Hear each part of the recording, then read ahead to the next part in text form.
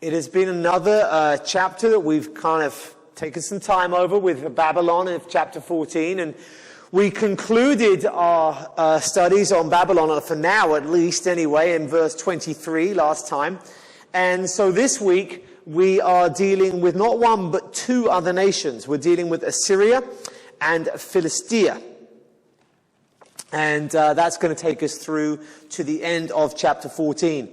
Then as we go on after that, remember we're in this section from 13 through to 23, where we're dealing with God's oracles, burdens, messages to the nations.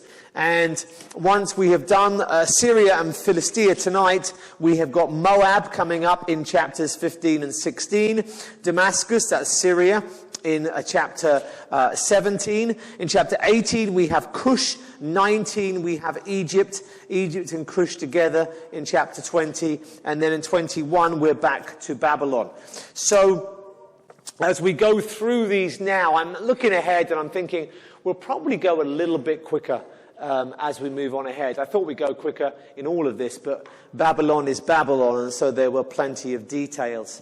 But we are going to complete chapter 14 tonight, so let me read through verses 24 through to the end of the chapter, and then we'll pray, and then we will study. Yahweh of hosts has sworn, as I have planned, so it shall be. As I have purposed, so it shall stand. That I will break the Assyrian in my land, and on my mountains trample him underfoot. And his yoke shall depart from them, and his burden from their shoulder. This is the purpose that is purposed concerning the whole earth, and this is the hand that is stretched out over all the nations. For Yahweh of hosts has purposed, and who will annul it? His hand is stretched out, and who will turn it back? In the year that King Ahaz died came this oracle. Rejoice not, O Philistia, all of you, that the rod that struck you is broken. For from the serpent's root will come forth an adder, and from its fruit will be a fiery serpent. And the firstborn of the poor will graze, and the needy lie down in safety. But I will kill your root with famine, and your remnant it will slay. Wail, O gate, cry out, O city, melt in fear, O Philistia, all of you, for smoke comes out of the north, and there is no straggler in his ranks. What will one answer the messengers of the nation? Yahweh has founded Zion, and in her the afflicted of his people find refuge. Let's pray. Father, I pray that as we come to these oracles tonight, Lord, that we would be able to see you more clearly. Gaze at you and your might and your power and your sovereignty. And that, Lord, seeing that, we would be transformed. That, Lord, as we understand you better, as we see you more, Lord, that we might become more like you. Amen. Amen. Okay, so we are now in the section of Isaiah.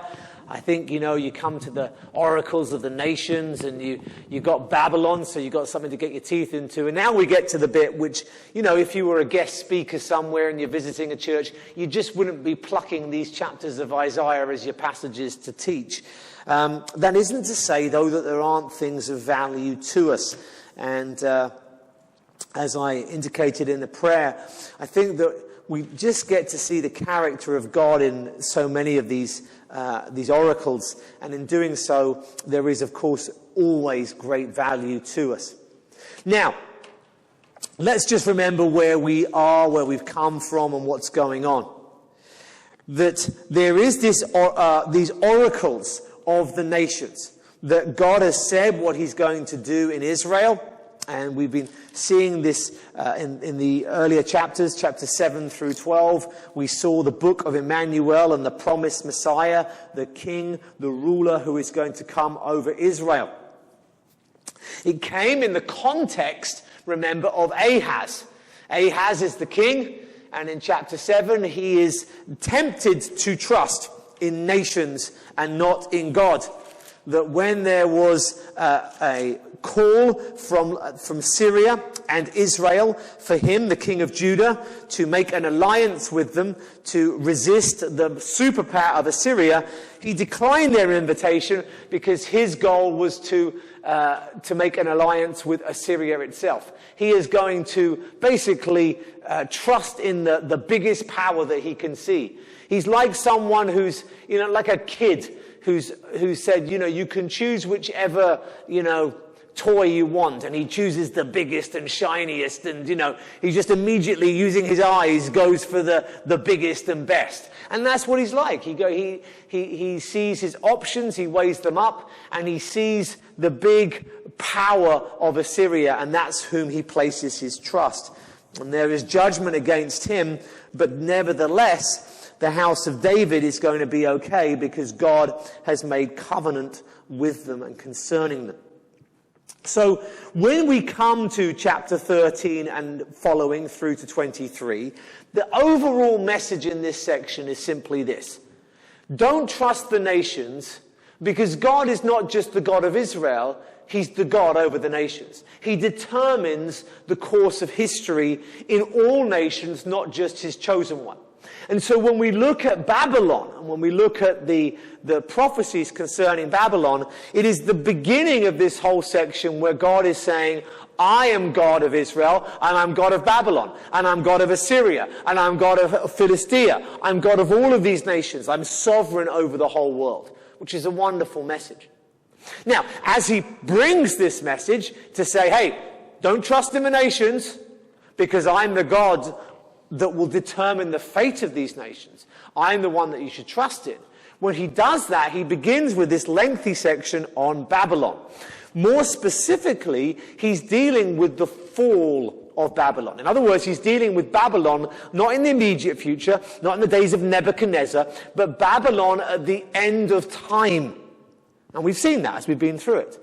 He's dealing with the king of Babylon at the end time, which is the one that we elsewhere call the Antichrist. That's the person who is being discussed, that ruler. Now, with all of that said, how does that play out to Isaiah's original audience?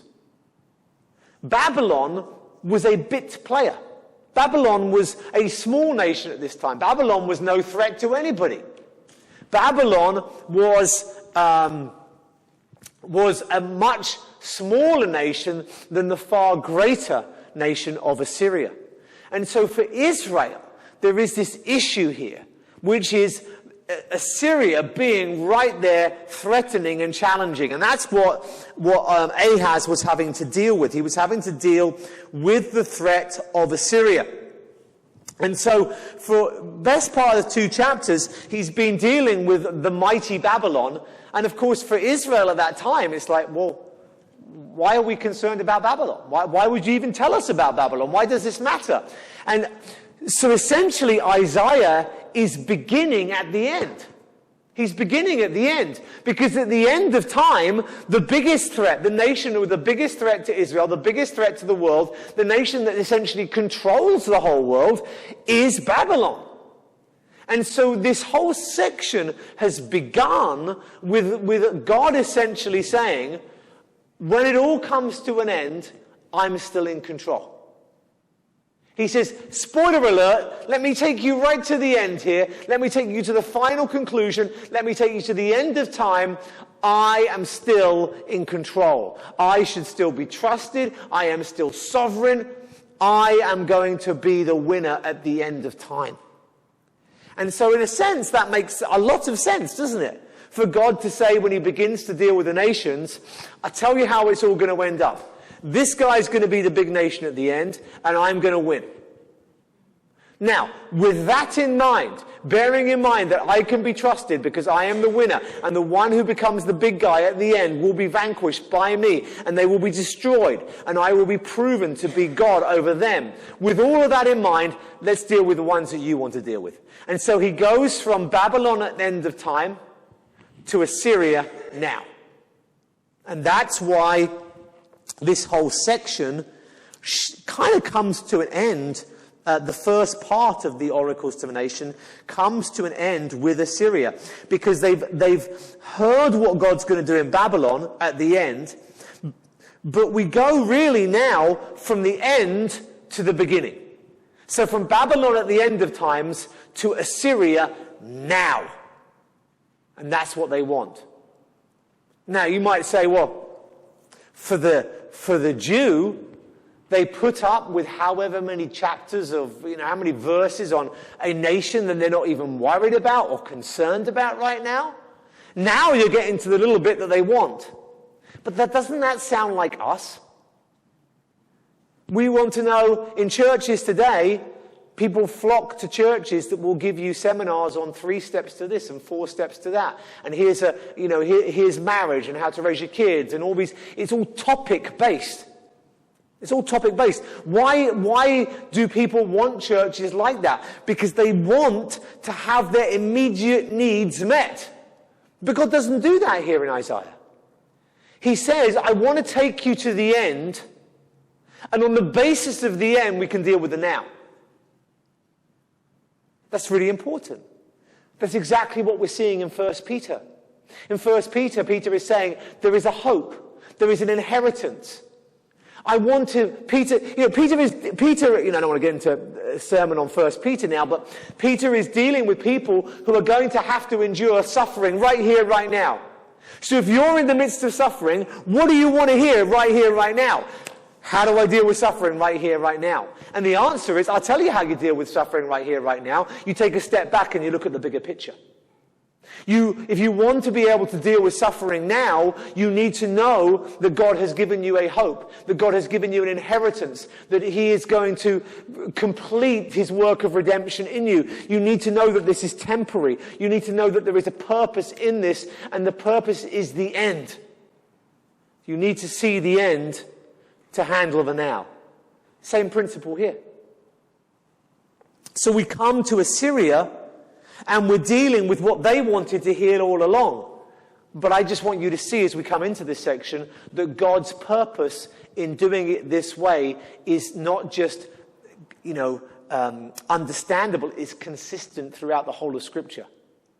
I am going to win over the most mighty of nations at the end of time. I am the God of the nations.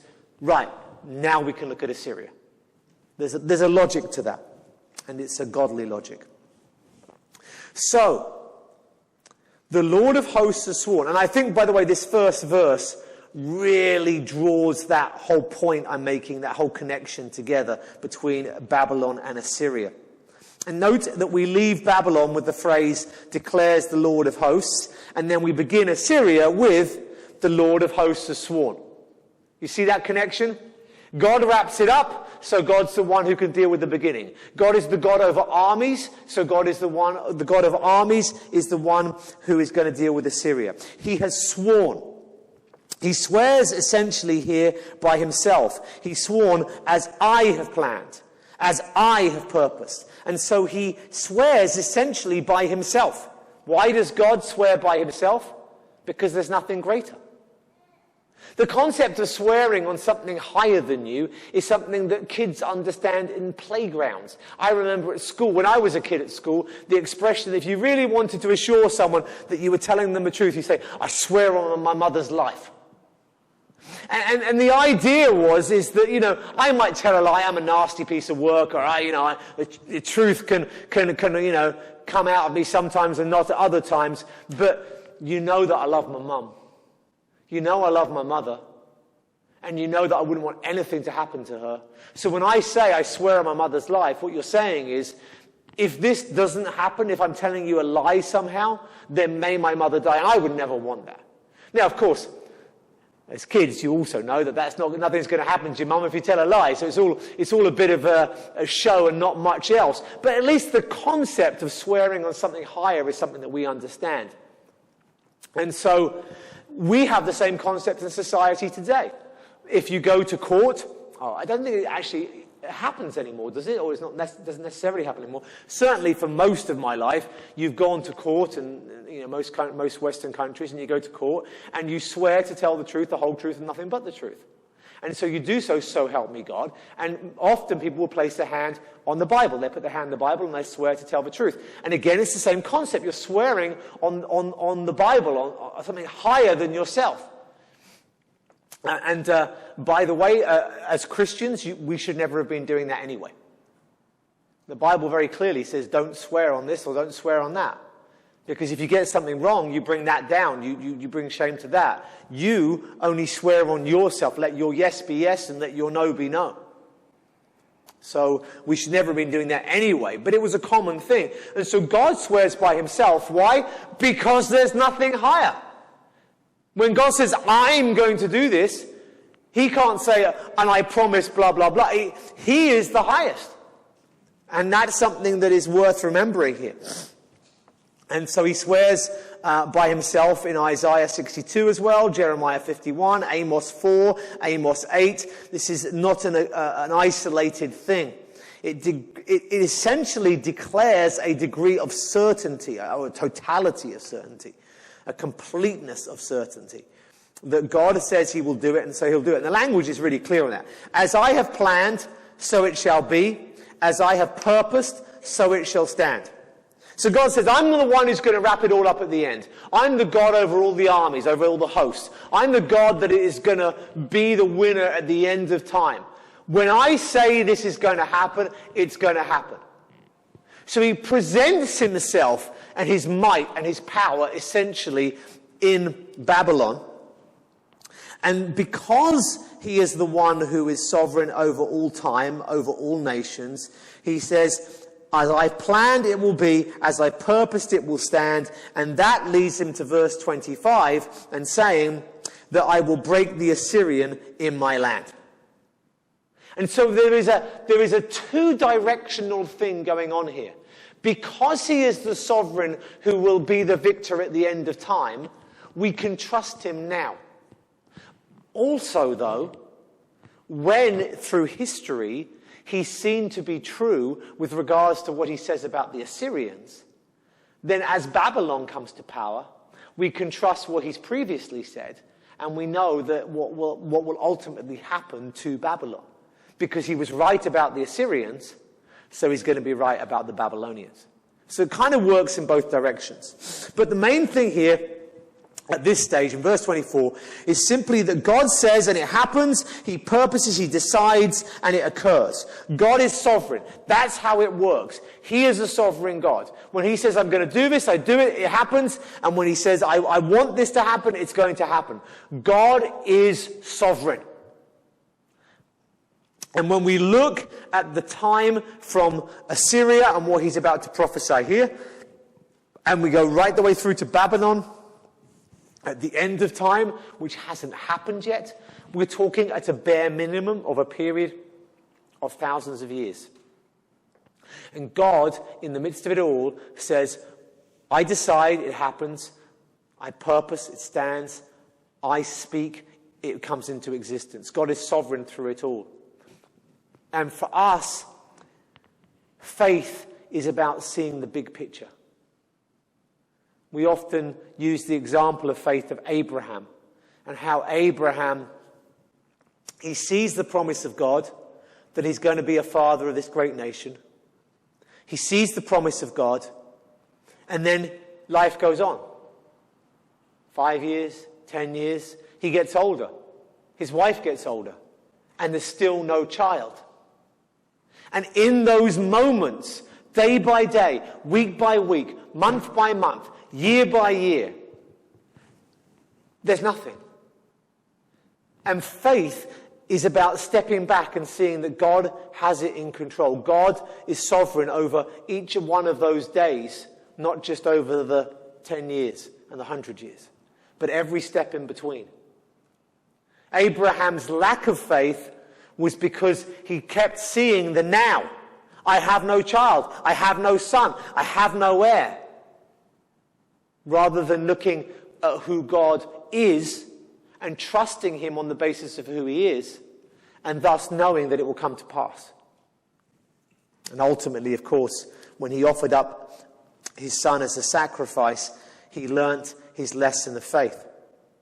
And it is good for us to remember. And I think the verse 24 is a verse that is just, it's a good memory verse, guys. I'm the one that always tells you, but you be careful of those verses out of context, meaning something they don't mean in context, you know. And I think that we as a church have isolated verses too much. But if you're going to isolate a verse, this is a good one. What he plans, as I have planned, so it shall be. As I have purposed, so it shall stand. Great memory verse. Remember who God is. And when you crash a car, and when you can't pay your bill, and when life does not go how you wish, and tragedy comes, and trials come, and difficulties come, then that verse will be there in your mind, ready, and you will stand there as you weep, and you will say, as he planned, so it shall be, as he has purposed, so it shall stand. Because I think for me, personally, one of the hardest things of walking by faith is accepting the now. It's accepting the now. I believe that God will do what he's going to do in the end. I believe it'll all work out. I believe I will go to heaven and I will be with Jesus and I will look back on this life and I'll go, you were right and you were good in every decision. I have no doubt of that at all. But I still struggle to accept the now. I do. As I have planned, so it shall be. As I have purposed, so it shall stand. What has he decreed, and what is it that shall occur? Verse 25. That I will break the Assyrian in my land, and on my mountains trample him underfoot. Remember in chapter 10 and verse 5, Assyria was the rod of my anger. When God was going to judge Israel, he was going to use Assyria to do it. Assyria was his rod. But now, he's going to break that rod. The yoke is going to be lifted. End of the verse. His yoke shall depart from them. His burden from their shoulder. And so God was using them and he comes to an end of them and thus it is over. His use of them is over. And he's going to break them in his land. In other words, he's going to destroy them not in Assyria, but actually in Israel. And this is something that we will look at in more detail in chapters 36 and 37. Isaiah typically makes reference to history and prophesies history, and we go and look at the history elsewhere. But the Assyrian threat is the immediate thing that concerns them and bothers them. It's been background of Isaiah right from chapter 7 and on, and therefore it gets dealt with quite thoroughly in chapters 36 and 37. But we will see then the breaking of Assyria in the land of Judah. And so their promise, God swears, the promise to Israel is this, that this Assyrian threat will be broken. And note in the phrase, on my mountains trample him. Mountains is an interesting phrase. The mountains were the dwelling place of the Elohim, of the gods, of the spirit beings. And mountains thus became symbolic of nations. Why? Because if you remember Deuteronomy 32, God gave over the nations to the sons of God. Spiritual beings were given authority over nations. And so nations and mountains kind of gets associated. And so when he talks about on my mountains trample, it's a declaration of superiority. That Yahweh is greater than the gods of the Assyrians. That Yahweh is in control and he's sovereign. And so, verse 26, he says, this is the purpose that is purpose concerning the whole earth. And this is the hand that is stretched out over all the nations. In other words, this statement, as I plan, so it shall be, as I purpose, so it shall stand. Notice the repetition of purpose here. As I've purposed, so it shall stand. And he says, this is the purpose that's purposed concerning the whole earth. That this is the hand, his hand that's stretched out over all the nations. And so essentially, this is what I was kind of doing in the introduction, in the summary. He's essentially saying, Babylon at the end, Assyria at the beginning, I've got it all covered. My hand is the hand that's going to stretch out. My hand is the hand that is going to be in control over all the nations. Why is that the case? Because he says, for the Lord of hosts has purpose, there's that word again, and who will annul it? His hand is stretched out, and who will turn it back? There is no nation greater. The gods of no nation are greater gods. And therefore, if he says he's going to do it, who is going to stop him from doing it?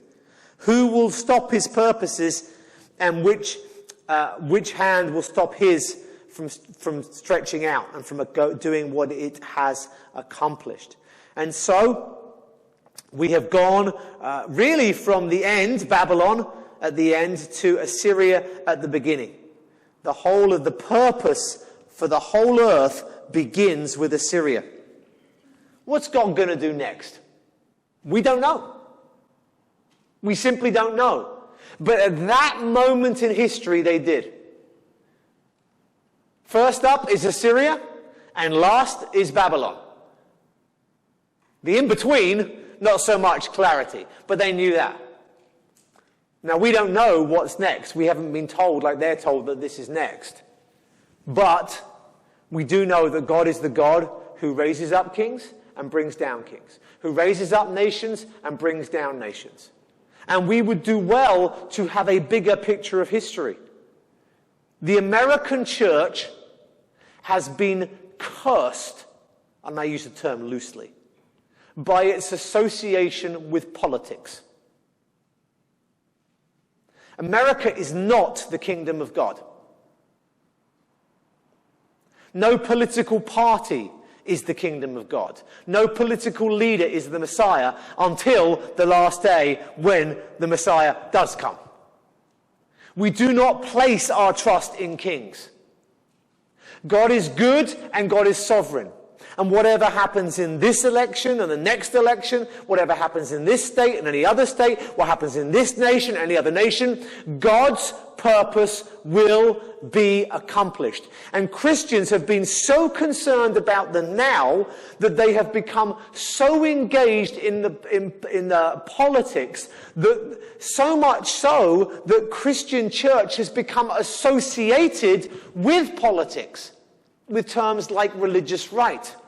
Now, I'm not saying that we shouldn't be involved in politics. I'm not saying that we shouldn't vote. And I'm not saying that political issues aren't issues that do impact and affect us. I'm not saying any of that. I'm simply saying that we need to remember that God will simply raise someone up and he'll bring someone down. He'll raise up people for a purpose and he'll bring people down for a purpose. And when people that want to bring harm to God's people are raised up, that's because God's raised them up.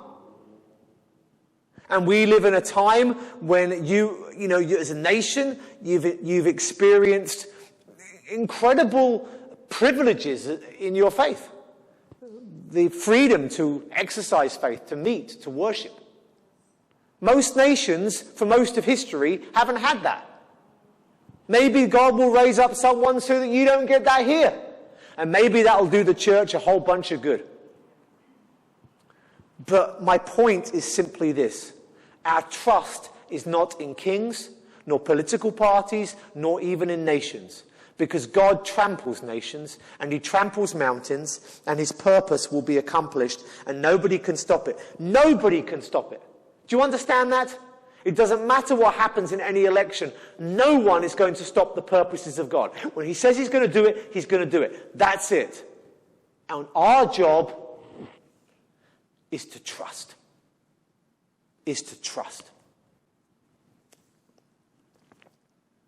That brings to end Assyria. You see, they only wanted to hear about Assyria, and he gave them best part of 2 chapters on Babylon at the end of times, and then he gives them just a little bit. Don't worry about Assyria, I got it covered. I'm God. I'm Yahweh. I'm in charge. Now, I believe that ends the first part of the oracles to the nations. That verse. I'm less happy with the chapter break here. I think that's where that comes to an end. And if I'm right, and I'll explain why I think that in a minute, if I'm right, then we have this whole first section where he says, the end and the beginning. Done. Right, next section. And we see that because in verse 28, he specifically says, in the year that King Ahaz died. Do you remember we had back in chapter 6 the year that King Uzziah died? There's a particular point in history, and it kind of marks a break. So there's the end and the beginning, and now we go into more of a list of nations more generally. Okay? So, some point later in time. Remember, Isaiah is not completely chronological. It's gathered thematically. We've come to a point in history where Ahaz, the one who is the subject of so much of these earlier chapters that we've done, Ahaz, who's making a pact with Assyria, Ahaz, who's going to be destroyed by Assyria. We've now come to the point where Ahaz has died.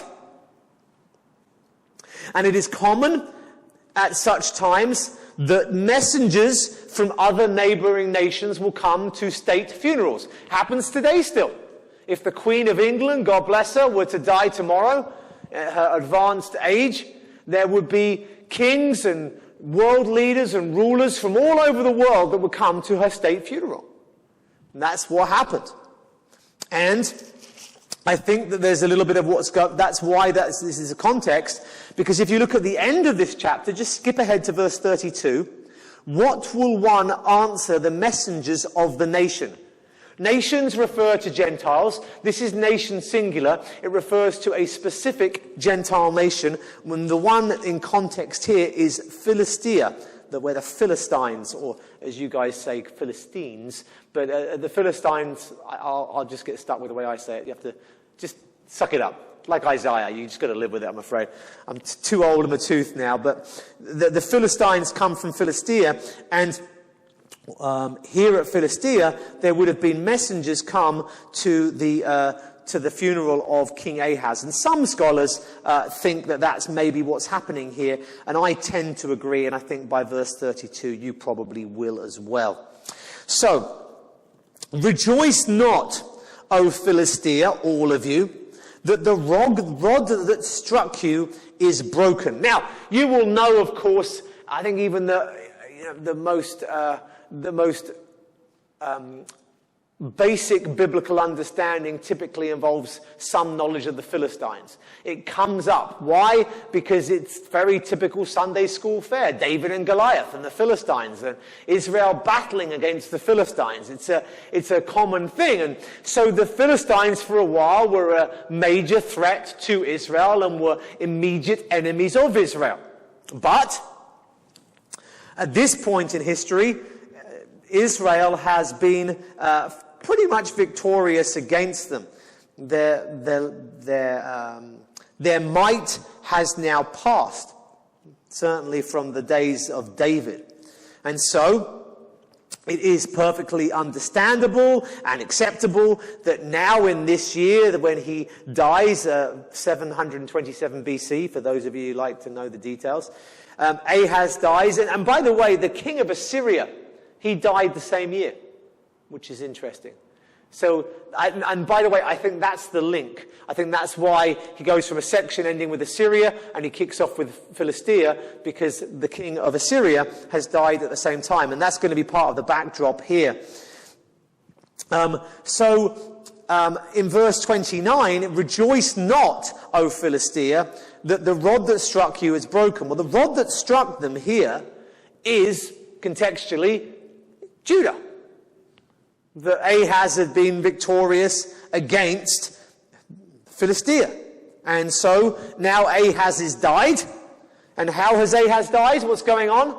We have Assyria coming in and wiping its way down from the north. Assyria's come down, taken Israel, come down through Judah. 46 cities have fallen. And they stood on the brink of Jerusalem. And so it's very easy for the Philistines to rejoice at the downfall of their old enemy. Their old enemy, Israel, Judah. And so the command here in the oracle is the burden given to the Philistines is rejoice not. Don't rejoice because this rod has been broken. You should not be rejoicing in it. Now, before we move on, I want you to note one little phrase here. All of you. The all of you refers to the Philistines for a particular reason.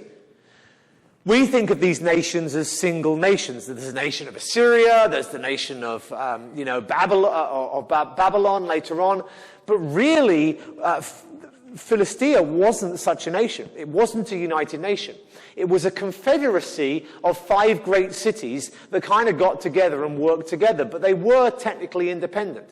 Kind of guess more like a European Union than a United States of America. And so it says all of you, it's referring to all of those 5 great cities and the 5 great kings. If you're interested in the cities, they're Ashkelon, Ashdod, Gaza, Ekron, and Gath. They're the 5 cities. And so when he says all of you, he's making it clear that he's speaking to all of Philistia, the entire confederacy. That needs to be clarified because elsewhere, when things are said to against Philistia, it's not always to the entirety of the 5 cities. Sometimes it's just one of them.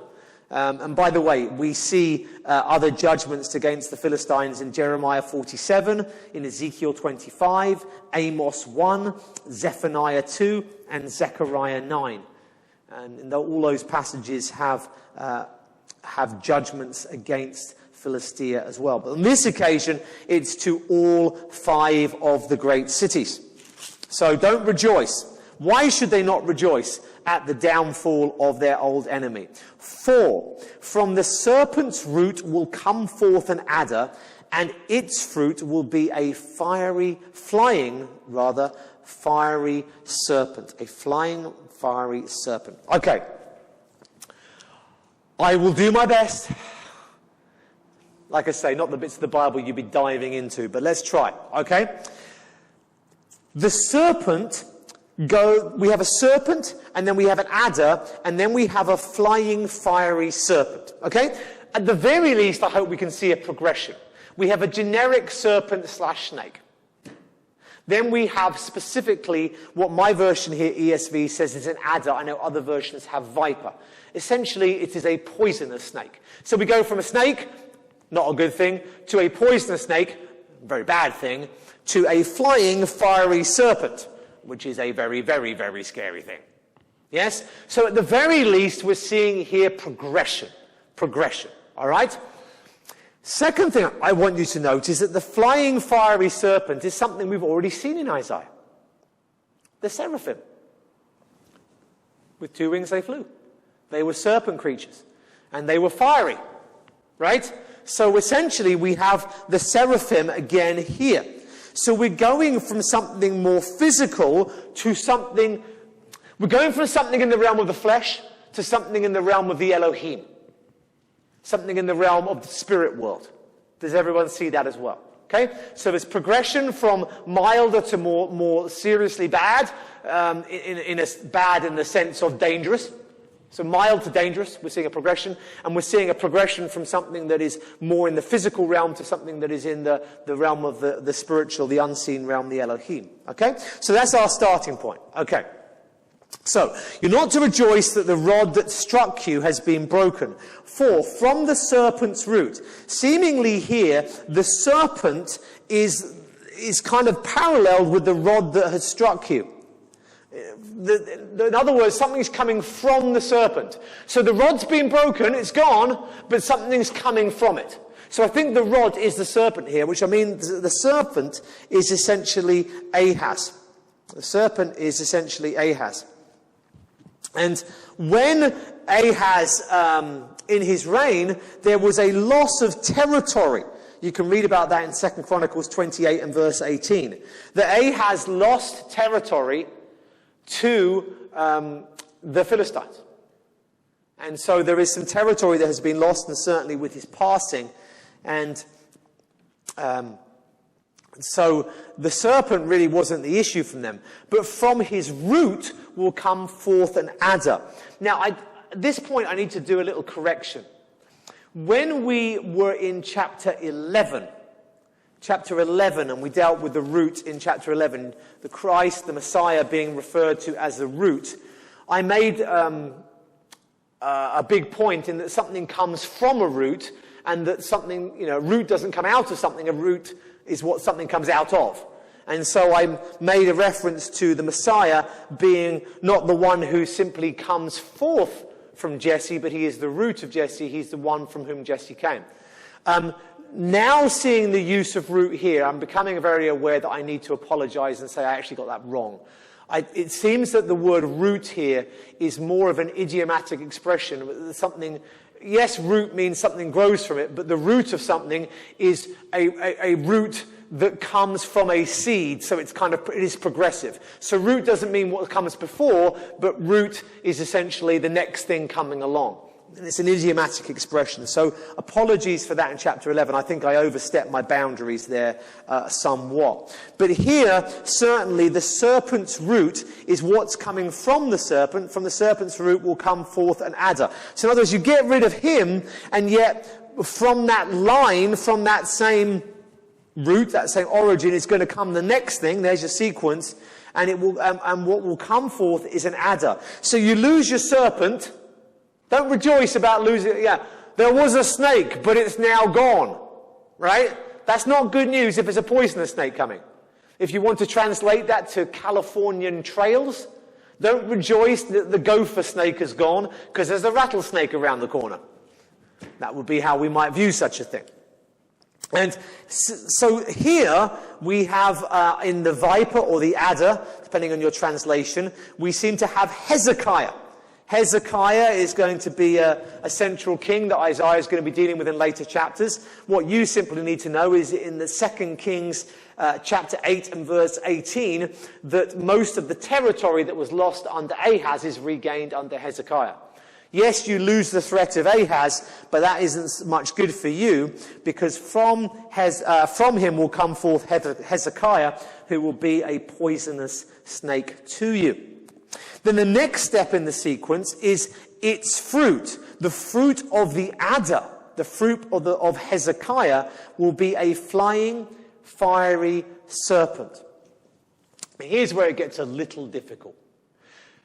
Certainly there is something that comes forth from Hezekiah that is going to be far more powerful, far more dangerous to the Philistines, and will ultimately end them.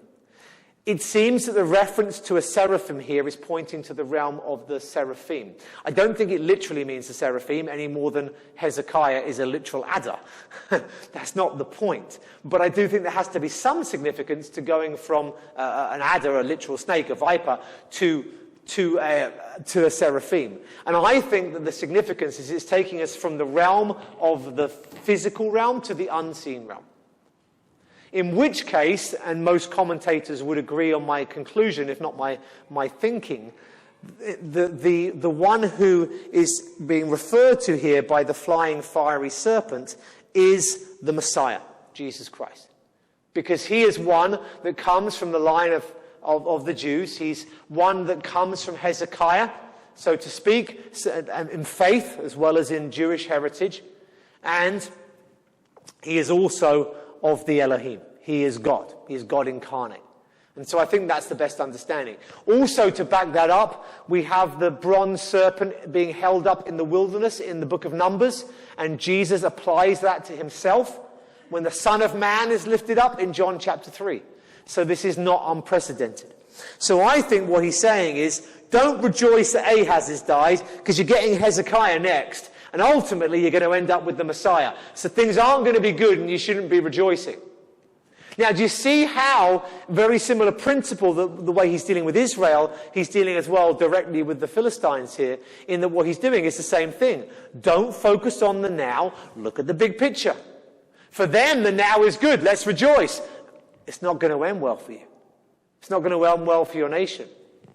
So what should the Philistines do? They should trust in Yahweh. What should the Israelites do? They should trust in Yahweh. What should we all do? We should trust in Yahweh. We should trust in Christ. Why? Because he is the ultimate winner, and he is sovereign, and he is in charge. It's the same theme and the same message to these nations.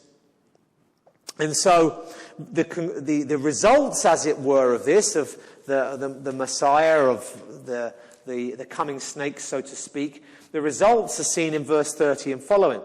The firstborn of the poor will graze, and the needy lie down in safety. There's a whole bunch of idioms here that we need to explain so you understand. Firstly, the expression, firstborn of the poor, is an idiomatic expression. It doesn't mean the children of poor people. It just means the poorest of the poor. The creme de la creme is the best of the best, and the firstborn of the poor is the poorest of the poor. And that's what it means. So we have here the poor and we have the vulnerable or needy. The poor and the needy. Notice that what they have here is spoken of in terms of shepherd-flock metaphor. They graze, they have pasture, and they lie down in safety. You'll see the parallels immediately here with Psalm 23. That there is here this idea of God as the shepherd and him leading them to pasture and him letting them lie down in safety. Hopefully you are familiar enough with Psalm 23 to see those parallels without me turning there. And so the poorest will graze, and the needy, the vulnerable, will be able to lie down in safety. The word here for needy is a really fascinating one.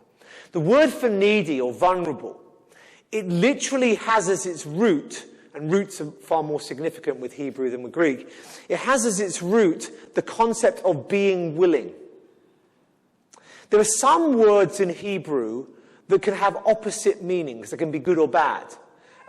In the book of Job, a key word is bless and curse, which in Hebrew is the same word, and we sometimes translate it bless and we sometimes translate it curse, depending on the context.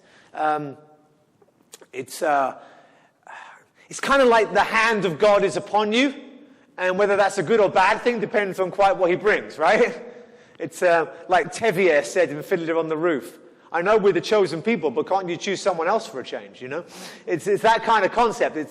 So God does blessing and curse, same word. Another example of this is in the book of Jeremiah, where the key word in the book of Jeremiah is the word turn. And turn is a negative word sometimes. You have turned from God to go and worship false gods. But what's the solution? What should they do? They should turn. And so the word is used positively as well. And here is a similar concept, not a significant word, but it's a similar concept, in that the word here being vulnerable or needy is sometimes used negatively to speak of those who are easily turned. You know? Ahaz was vulnerable to the might of Assyria. He saw the might of Assyria, and in his weakness, in his neediness, he turns. He's willing to do what the Assyrians want so that he can try and be safe. But sometimes the word needy is a positive word. It's positive in the sense that somebody is willing to bend before God and to humble themselves before him. And so this whole concept of God blessing the poor, blessing the needy, is not just simply God blesses people who don't have money and people who are in a bad situation, but far more, it's about people in their poverty in every sense of the word, being humbled and turning to God. That's really what's being pictured here. And so here it's not just a case of people who are poor and needy, but people who are still his sheep. People who are going to be relieved of their suffering because they have trusted in him. And that word has that kind of implication, just like in the Sermon on the Mount. And so the firstborn of the poor will graze, the needy lie down in safety. So God will give Israel both food and safety. He will look after his people. In contrast, but, there's the contrast, I will kill your root with famine, and your remnant it will slay. And so there's some Hebrew parallelism here, and there's a bit of play on words. In Hebrew, the word root and the word remnant sound very similar. What he's doing with the Philistines is he's using terms that are typically used to refer to Israel, or that are connected with Israel. Israel's root has been used, as I've already said, in chapter 11, and Israel has a remnant. But you see, other nations have roots and remnants. The Philistines are going to have a root. There's going to be something that comes from the Philistines, but they're all going to die by famine. Israel, the lowest of the low, the poorest of the poor, they're going to be given pasture. They're going to graze. They're going to be fed. They're going to be looked after. But the roots of the Philistines will be starved. They will come to an end. And equally, while the Israelites get to lie down in safety, the Philistines' remnant, the ones who remain from them, will not be protected like God protects the remnant of Israel, but rather they will be slain. Anybody know any Philistines today? I'm guessing not. They've gone. And so they've come to an end. And so the judgment is against them. And because of that judgment, there is this destruction that is spoken of. And there is the response in verse 31, "Wail, O gate, cry out, O city." Again, city here being the appropriate way of referencing and dealing with the confederacy of the Philistines. Which city is it that's going to cry out? Which one is it? Which gate is going to wail? Which one is going to melt in fear? The answer is clear. All of them.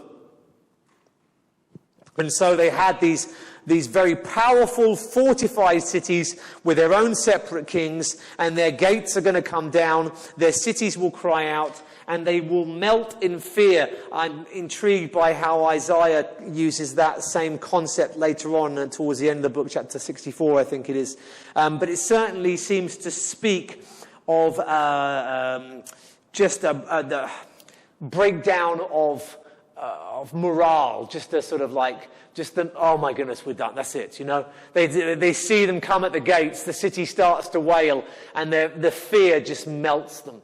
All hope they had has now been lost.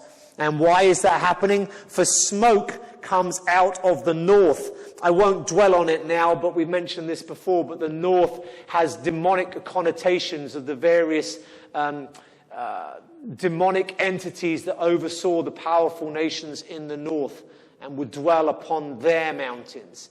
But also there is, of course, the physical side. The demons are associated with those nations because those nations were the powerful ones, the Assyrians, the Babylonians, and it is from there that destruction will come.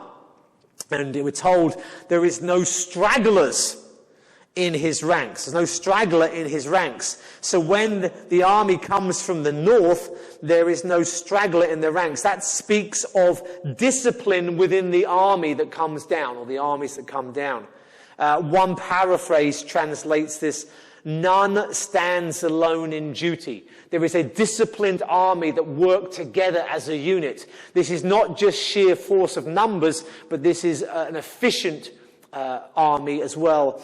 And they are good at what they do. And so destruction comes to the Philistines. And then we're left with this last verse, verse 32. What will one answer the messengers of the nation? This is why I think that the circumstances of Ahaz dying is significant. We also have the Syria's king dying. And I think that if there were messengers that were sent, whether they were there for an official event or whether they were there to see what the situation was, what's happened to Israel? Well, the answer is that 46 of their cities have fallen to the hands of the Assyrians.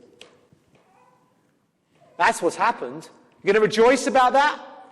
God says, don't rejoice, because things are going to turn around. How would you know that things are going to turn around? You just lost 46 cities. Things don't look good for you.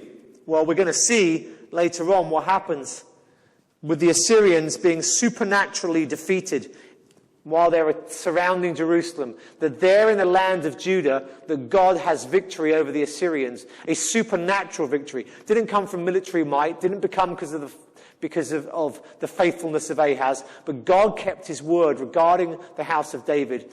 And so God says, hey messengers, this is what you've got to be told. This is what you've got to understand. This is the message for you, so to speak. Yahweh has founded Zion, and in her the afflicted of his people find refuge. Israel was destroyed. Judah's cities had fallen one by one. Ahaz had trusted in Assyria, and now he had come back to bite him in the backside, so to speak. The nation he trusted in was destroying Judah, and they came right to the edge of Jerusalem. And the irony, of course, if you've been following Isaiah, is he decided to trust Assyria when Syria and Israel came right to the edge of Jerusalem. And in fear of that, he trusts in a nation. And what does he get? Exactly the same thing. And so they are there. But what happens? Do they get Jerusalem? Do they get to take the last city? No, they don't. Why? Because it is a refuge. God says, I founded it. Notice the name of God is used here. Lord in capital letters. Yahweh. My place, he says. My city. My refuge. And so the afflicted, and boy are they afflicted. The destruction wreaked out by the Assyrians. No wonder they're viewed as the poorest of the poor. No wonder they're viewed as the vulnerable and needy. But those afflicted, the afflicted nation finds refuge in Zion. God says, I will let you destroy this nation to a point as a judgment on Ahaz. And Ahaz has now died and judgment has been done. But Jerusalem still stands. And so he says, hey, Philistines, you're rejoicing in the fall of Israel. Don't rejoice so much. Because there's another one coming. Israel is going to rise up. And ultimately, Israel will be victorious. Why? Because they're mine. My people, my city, my nations, my control. God is sovereign over all. And I know, come back to kind of where I was early on. I know that for me, the temptation is to be overwhelmed by the now and not to trust in the one who has control over all things for all time.